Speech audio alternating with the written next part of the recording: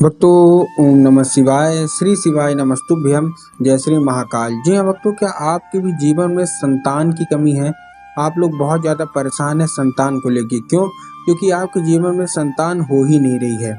आपके विवाह को, आपकी शादी को बहुत ज़्यादा समय हो गया, 5 साल, 8 साल, 10 साल, यहाँ तक कि 12-12 साल के भी हो जाते हैं। लेकिन उनके जीवन में संतान की कमी अगर आपकी नहीं है, मतलब संतान की कमी है और आपके जीवन में संतान नहीं हो रहा है, बहुत दिन हो गए शादी को, तो ऐसे में कौन सा उपाय करें ताकि आपको जो है संतान प्राप्ति हो?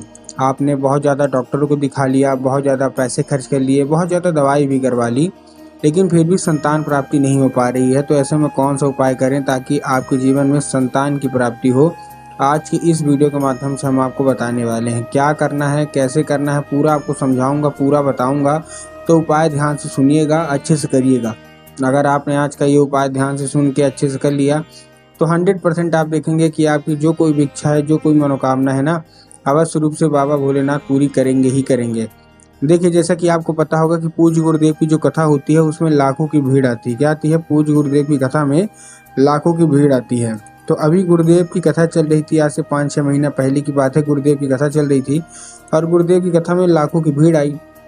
जब गुरुदेव की कथा में लाखों की भीड़ आई तो उन्होंने क्या किया, आपको पता होगा कि जितने भी भक्त रहते हैं वो क्या करते हैं, वो पत्र के द्वारा अपनी मनोकामना गुरुदेव तक पहुंचाते हैं। ठीक, तो गुरुदेव तक जब वो लोग पहुंचे, भक्त जितने भी थे गुरुदेव की कथा में पहुंचे, और गुरुदेव की कथा में पहुंचने के बाद उन्होंने क्या किया, गुरुदेव को पत्र लिखा।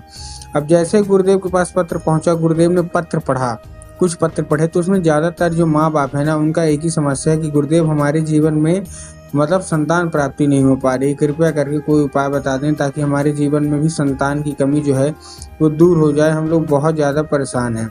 जब गुरुदेव ने देखा तब गुरुदेव ने 2 से 3 उपाय बताए और कहा केवल और केवल ये उपाय कर लेना, तुम्हारे जीवन में अगर संतान की कमी है तो वो संतान की कमी अवश्य रूप से दूरी होगी ही होगी। ठीक, जब गुरुदेव ने ये उपाय बताया तो लोगों ने जा जाके इस उपाय को किया, और आप विश्वास नहीं मानोगे, मात्र 1.5 से 2 महीने के बाद वो गुरुदेव की कथा में वापस आई और गुरुदेव को फिर से पत्र लिखा। लेकिन ये वाला जो पत्र था, ये गुरुदेव को धन्यवाद के रूप में पत्र था कि गुरुदेव धन्य हो आपका, आपके द्वारा बताया गया उपाय हमने कर लिया है और हमारे जीवन में संतान की कमी तो दूर हो गया है। अभी हमको डॉक्टर से खबर मिली है कि हम गर्भवती हो गई, हमारे बीच में मतलब बच्चा है और हम माँ बन सकते हैं, और जो मतलब पिता हैं वो बाप बन सकते हैं। तो देखिए, अगर आपको भी जानना है कि आखिर ऐसा कौन सा उपाय है कि बाबा भोलेनाथ स्वयं चमत्कार कर देते हैं और मनचाही मनोकामना पूरी कर देते हैं, तो आज का ये वीडियो मात्र और मात्र आपके लिए है।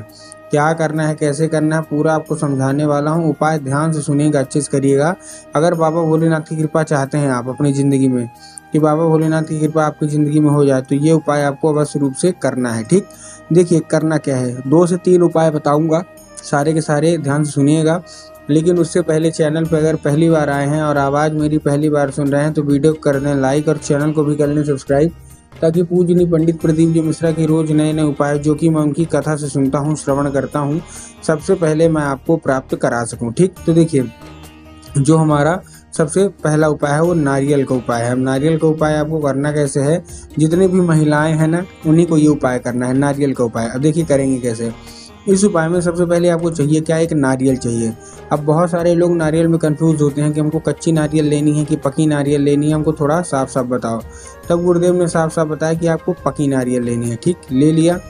लेने के बाद आपको क्या करना है, जैसे आपने पकी नारियल ले लिया ना, एक चीज़ का आपको ध्यान रखना पड़ेगा। जैसे आपने पकी नारियल लिया, आपको एक सफ़ेद कपड़ा भी चाहिए। ठीक, पकी नारियल और उसके साथ साथ एक सफ़ेद कपड़ा।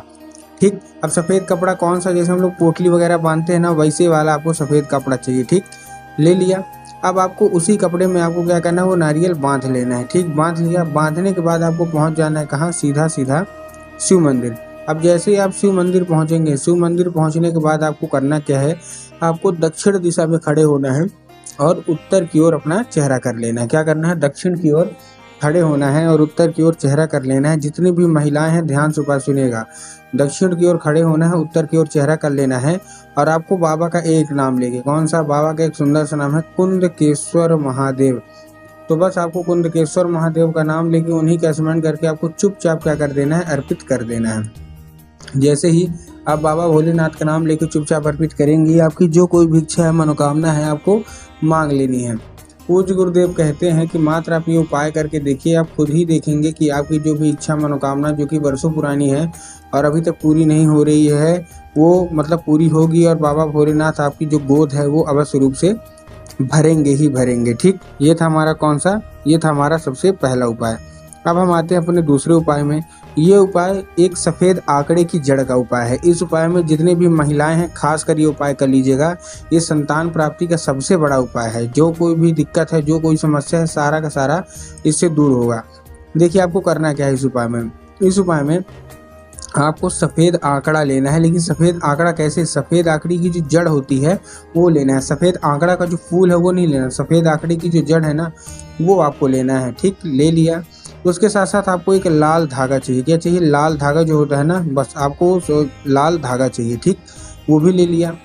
अब आपको क्या करना है, ये जो लाल धागा है वो जो सफ़ेद आंकड़ा है, सफ़ेद आंकड़े की जो जड़ है उसी लाल धागे में आपको अच्छे से बांध लेना है। ठीक, बांध लिया। बांधने के बाद आपको पहुंच जाना है कहाँ, सीधा सीधा शिव मंदिर। अब जैसे ही आप शिव मंदिर पहुंचेंगे, शिव मंदिर पहुंचने के बाद आपको क्या करना है, जैसे आप शिव मंदिर पहुंचेंगे आपको बाबा भोलेनाथ को अर्पित करना है एक नाम लेके, कौन सा, कुंदकेश्वर महादेव। महादेव का बहुत ही सुंदर सा नाम है कुंदकेश्वर महादेव। उसके साथ आप एक और नाम लीजिएगा, चंद्रमौली। कुंदकेश्वर और चंद्रमौली आपको दोनों नाम लेना है और अपनी मनोकामना मांगना है। और वो जो धागा है ना जो आपने बांधा है उसको वहीं रख देना है। आप रख दीजिए, मनोकामना मांगिए। उसके बाद अपनी जो कोई भी इच्छा मनोकामना मांग के उसको अपने कमर पे बांध लीजिए। क्या मांगना है, अपनी इच्छा मनोकामना मांगने के बाद अपने कमर पे उसको बांध लीजिए। पूज्य गुरुदेव कहते हैं कि कमर पे आप 1.5 से 2 महीने बांध के रखिए। आप खुद ही देखेंगे कैसे चमत्कार होता है, महादेव कैसे आपकी झोली भरते हैं।